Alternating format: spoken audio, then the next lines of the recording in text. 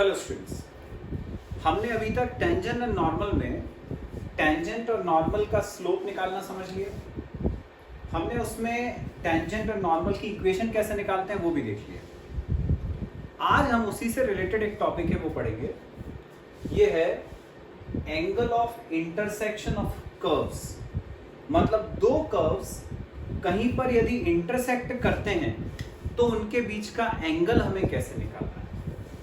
अब अपन सोचें कि दो कर्व के बीच का एंगल का मतलब क्या होता है। दो लाइंस के बीच का जो एंगल है उसका मतलब तो अपन को पता है। दो लाइन जहां इंटरसेक्ट कर रही है उनके बीच में जो एंगल हो गया वो एंगल बिटवीन लाइंस कहलाता है। कर्व के बीच में एंगल का मतलब क्या होता है, ये कुछ नया है जो तुमने पहले कभी नहीं पढ़ा कि दो कर्व्स के बीच में एंगल कैसे निकालेंगे। उसका मतलब मैं बताता हूं। सपोज जैसे ये एक कर्व है, एक दूसरा कर्व इसको ऐसे इंटरसेक्ट करता हुआ जा रहा है। ये दोनों का पॉइंट ऑफ इंटरसेक्शन है। अब अपन को इन दोनों कर्व्स के बीच का एंगल निकालना है। तो कर्व के बीच के एंगल का मतलब होता है इस पॉइंट पर बनाई गई इस कर्व के लिए टेंजेंट और उसी पॉइंट पर बनाई गई सेकेंड कर्व के लिए टेंजेंट के बीच का एंगल। तो एंगल बिटवीन कर्व्स का मतलब एंगल बिटवीन द टेंजेंट्स होता है। कहां पर? At the point of contact. जो पॉइंट ऑफ कांटेक्ट हो उस पे अपन दो टेंजेंट्स बनाएंगे, एक फर्स्ट कर्व के लिए एक सेकेंड कर्व के लिए। उन दोनों टेंजेंट्स के बीच का जो एंगल होगा इसी को अपन बोलते हैं angle between two curves. Procedure क्या फॉलो करोगे? तुम्हें दो कर्व्स की इक्वेशन दी रहेंगी। सबसे पहले निकालना पड़ेगा तुम्हें उनका पॉइंट ऑफ इंटरसेक्शन। मतलब दोनों कर्व को सॉल्व करके x और y की वैल्यू निकालोगे। वो जो x और y हुआ वो तुम्हारा ये पॉइंट हो गया। इस पॉइंट के कोऑर्डिनेट्स पता चल गए। फिर अपन क्या करेंगे, जो फर्स्ट वाला कर्व है उसके लिए dy by dx निकालेंगे, मतलब उसको डिफरेंशिएट कर देंगे। उस dy by dx में ये जो भी पॉइंट आया था, मान लो x1 y1 है, वो सब्स्टिट्यूट कर दिया। फर्स्ट वाली कर्व की इक्वेशन को डिफरेंशिएट करा, उससे dy by dx निकाला, उसमें x और y की जगह पर ये पॉइंट रख दिया। तो ये आ गया फर्स्ट वाले कर्व की टेंजेंट जो थी, ये टेंजेंट t1, इसका स्लोप आ गया सपोज m1। फिर हमने जो सेकेंड वाला कर्व था उसको डिफरेंशिएट करा, उसके डिफरेंशियल में x और y की जगह पर फिर ये वाले पॉइंट के कोऑर्डिनेट्स रखे x1 y1। तो उससे हमें इस पॉइंट पर सेकेंड वाले कर्व की जो टेंजेंट है t2, इसका स्लोप पता चल गया, m2 निकल आया। तो m1 आ गया, m2 आ गया, दोनों टेंजेंट्स के स्लोप आ गए। अब मैंने क्या बोला कि कर्व्स के बीच का एंगल मतलब टेंजेंट्स के बीच का एंगल। तो अब अपन को इन दोनों के बीच का एंगल निकालना है। तो एंगल निकालने का फॉर्मूला 11th क्लास में पढ़ा है हमने। tan theta equal to m1 minus m2 upon 1 plus m1 m2। फॉर्मूले में वैल्यू रख देंगे, m1 और m2 अपन निकाल चुके थे, सब्स्टिट्यूट करोगे tan थीटा निकल आएगा। tan थीटा आ गया तो उससे थीटा आ जाएगा। थीटा मतलब angle between the two curves. ठीक है, तो ये प्रोसीजर होता है। सबसे पहले पॉइंट ऑफ इंटरसेक्शन निकालना, फिर फर्स्ट का स्लोप, उसमें वो पॉइंट ऑफ इंटरसेक्शन रख दिया, m1 आ गया। सेकेंड वाले कर्व का dy by dx निकाला, उसमें वो पॉइंट रख दिया, उससे m2 आ गया। m1 और m2 की वैल्यूज आ गई, फॉर्मूले में रखा, tan थीटा निकल आया, उससे थीटा पता चल जाएगा, that is angle between the two curves. तो ये पूरा प्रोसीजर अपन फॉलो करेंगे। आ गया समझ? चलो अब इसी की बेसिस पर हम एक क्वेश्चन सॉल्व करते हैं। क्वेश्चन है find the angle of intersection of curves y square equal to x and x square equal to y। दो कर्व्स हैं, एक है y square equal to x, एक है x square equal to y। हमें इन दोनों के बीच का एंगल निकालना है। सबसे पहला काम मैंने क्या बोला, दोनों का पॉइंट ऑफ इंटरसेक्शन। तो दोनों इक्वेशंस को सॉल्व करके x और y की वैल्यू निकालनी है। यहां से तुम्हें दिख रहा है y की वैल्यू x स्क्वायर है, ये जो y की वैल्यू है x स्क्वायर, उसको मैं यहां रख देता हूं। y की जगह x स्क्वायर यहां रखा, तो एक्स स्क्वायर, उसका एक स्क्वायर पहले से ही, तो एक्स स्क्वायर का स्क्वायर इक्वल टू एक्स, तो ये हो गया x to the power 4 equal to x, ये एक्स यहाँ के माइनस हुआ, x4 minus x equal to 0, x common, अंदर बचा x cube minus 1 equal to 0, एक एक करके इक्वल टू 0 करा, तो x इक्वल टू 0 और x cube minus 1 equal to 0, 1 को उधर ले गए तो एक्स क्यूब इक्वल टू 1, 1 को हम 1 का क्यूब लिख सकते हैं, क्यूब से क्यूब कट गया, तो x की वैल्यू 1 आ गई। तो x की दो वैल्यू आ गई, एक 0 और एक 1। अब ये x की वैल्यूज हम इसमें रख देते हैं, उससे y निकालते हैं। x की वैल्यू 0 रखी, किसी में भी रख सकते हो इसमें, ऐसे x की जगह 0 रखा तो y हो गया 0 का स्क्वायर 0, x 0 पे y 0, x की वैल्यू 1 रखी तो y हो गया 1 का स्क्वायर, 1 का स्क्वायर मतलब 1, 1 1 दूसरा पॉइंट, दो पॉइंट आ गए 0 0 और 1 1, ये अपना पॉइंट ऑफ इंटरसेक्शन निकाला है। इतना काम तो हो गया। अब मैंने क्या बोला था कि जो पहले वाला कर्व है उसका स्लोप निकालना है, उसका dy by dx, फिर सेकेंड वाले का dy by dx, ये हो जाएंगे m1 m2, फिर एंगल निकालना है। तो पहले वाला जो कर्व था y square equal to x, इसको डिफरेंशिएट करना है, तो 2y dy by dx equal to 1, x का डिफरेंशियल 1, यहां से dy by dx की वैल्यू आ गई 1/2y। इसमें मैंने बोला था जो भी पॉइंट आया है वो रखना है, पहले अपन ये 0 0 वाला ले रहे हैं पॉइंट, तो dy by dx at 0 0 equal to, मतलब x को 0 और y को 0 रखना है। अब x तो है नहीं, y को 0 रखा, तो 1/0 इंफिनिटी, ये आ गया इंफिनिटी, ये आ गया पहले वाले कर्व का dy by dx, मतलब ये हो गया हमारा m1 फर्स्ट वाले कर्व के लिए। अब सेकेंड कर्व का निकालेंगे। अब जो सेकेंड वाला कर्व था उसको डिफरेंशिएट करें। सेकेंड कर्व था x square equal to y, इसको डिफरेंशिएट करा तो 2x equal to dy by dx। अब जैसे मैंने बोला था, अब हम निकालते हैं dy by dx eight x1 y1। x1 y1 क्या है हमारा अभी फर्स्ट वाला पॉइंट 0 0, x की जगह रखा 0, 2 इंटू 0 0, ये आ गया हमारा दूसरा स्लोप m2। तो m1 आ चुका था इंफिनिटी, m2 आ गया था 0। क्योंकि ये वैल्यू इंफिनिटी आ रही है इसलिए इसको tan थीटा के फॉर्मूले में रख के सॉल्व करना थोड़ा मुश्किल है। अपन इसको ऐसे ही ऑब्जर्व करके पता कर सकते हैं कि एंगल कितना होगा दोनों के बीच में। स्लोप 0 कब होता है? जब कोई लाइन x एक्सिस के पैरेलल होगी तो वो x एक्सिस के साथ कोई एंगल नहीं बनाएगी। जब एंगल नहीं बनाएगी तो m होता है tan थीटा, थीटा हुआ 0 यदि तो स्लोप की वैल्यू होगी 0। इसका मतलब ये हुआ कि ये जो अपनी सेकेंड वाली लाइन है m2 स्लोप वाली, ये हो गई parallel to x axis. First वाली लाइन जिसका स्लोप m1 इंफिनिटी आया था, वो सोचें कि स्लोप इंफिनिटी कब आता है? स्लोप होता है tan थीटा। यदि मान लो कोई लाइन है परपेंडिकुलर टू x एक्सिस, मतलब वो x एक्सिस के साथ यदि 90 डिग्री का एंगल बनाएगी तो ये हो जाएगा tan 90। tan 90 होता है इंफिनिटी, मतलब कि ऐसी लाइन जिसका स्लोप इंफिनिटी होता है वो होती है परपेंडिकुलर टू x एक्सिस। तो जो फर्स्ट वाली लाइन है उसका स्लोप इंफिनिटी था, मतलब ये फर्स्ट वाली लाइन हमारी ऐसी है परपेंडिकुलर टू x एक्सिस, जबकि जो सेकेंड वाली लाइन है वो है पैरेलल टू x एक्सिस। तो अब दोनों के बीच का एंगल कितना हुआ? फिगर से समझ में आ रहा है 90 डिग्री। तो आंसर आ गया अपना थीटा इक्वल टू 90 डिग्री मतलब y/2।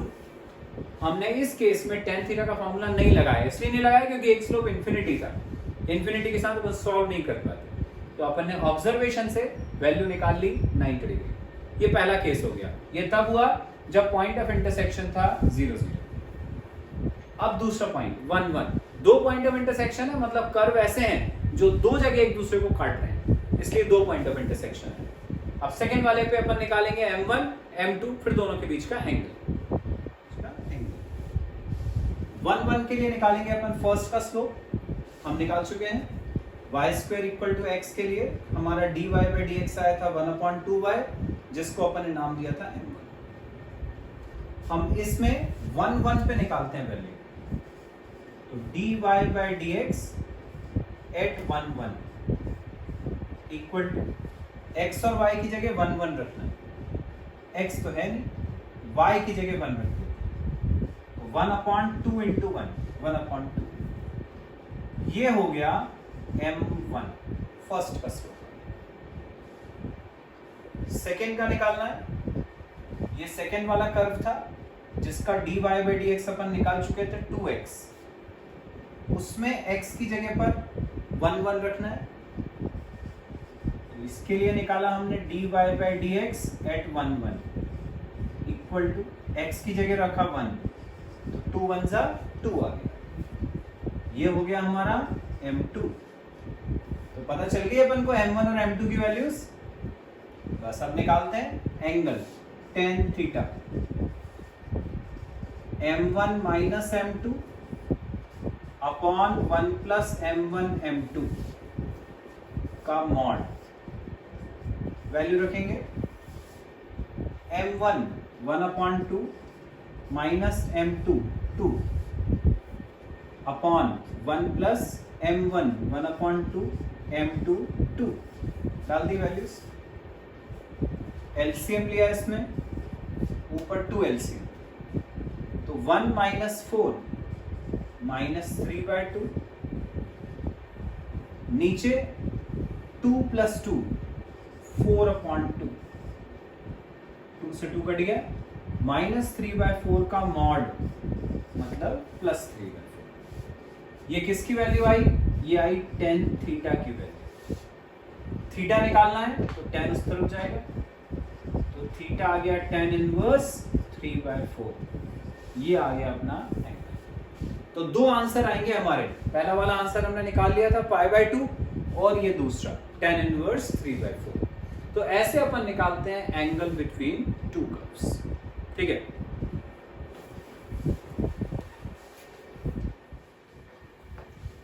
अगला क्वेश्चन है बच्चों, show that the curves x equal to y square and xy equal to k cut orthogonally if 8k square equal to 1।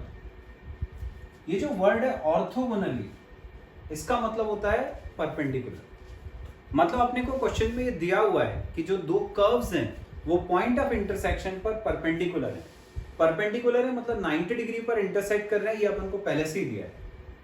और 8k स्क्वायर इक्वल टू 1 होगा, ये हमको prove करना है। स्टार्ट वैसे ही करेंगे अपन, पहले दोनों को सॉल्व करके x और y की वैल्यू निकालने की कोशिश करेंगे। जो सेकेंड वाली इक्वेशन है xy इक्वल टू k, यहां से y की वैल्यू निकाली, k अपॉन x आ गई, ये y की वैल्यू है। कर्व की इक्वेशन क्या थी?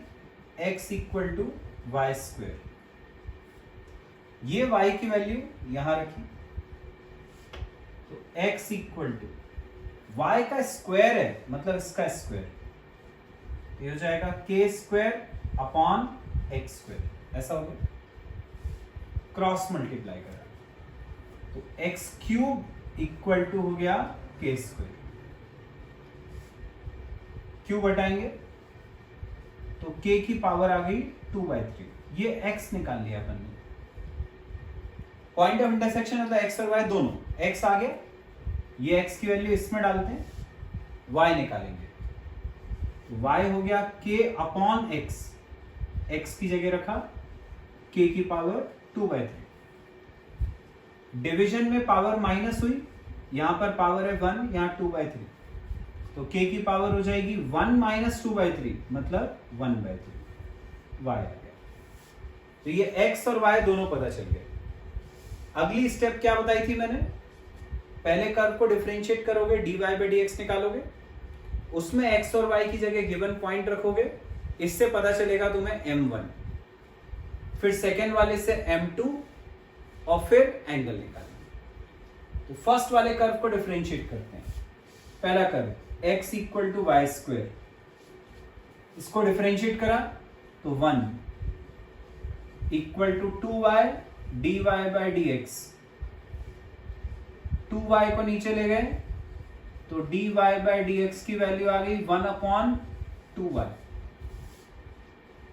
अब हमें ये dy बाई dx निकालना है at the point x1 y1। Point है ये, मैंने इसको x1 y1 लिखा इक्वल टू, यहां x और y की जगह ये पॉइंट रखना है, x तो है नहीं, सिर्फ y की जगह रख देते हैं। तो 1/2 k की पावर 1/3, ये आ गया dy बाई dx फर्स्ट वाले कर्व का, जिसको हम नाम देते हैं m1। ये m1 पता चल गया। अब सेकेंड कर्व को लेते हैं, xy इक्वल टू k,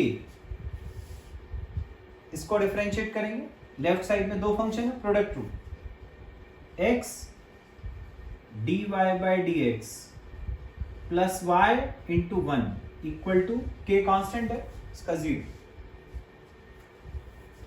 यहां से dy बाई dx की वैल्यू हो गई माइनस y अपॉन x, इसमें y और x की वैल्यू रखते हैं,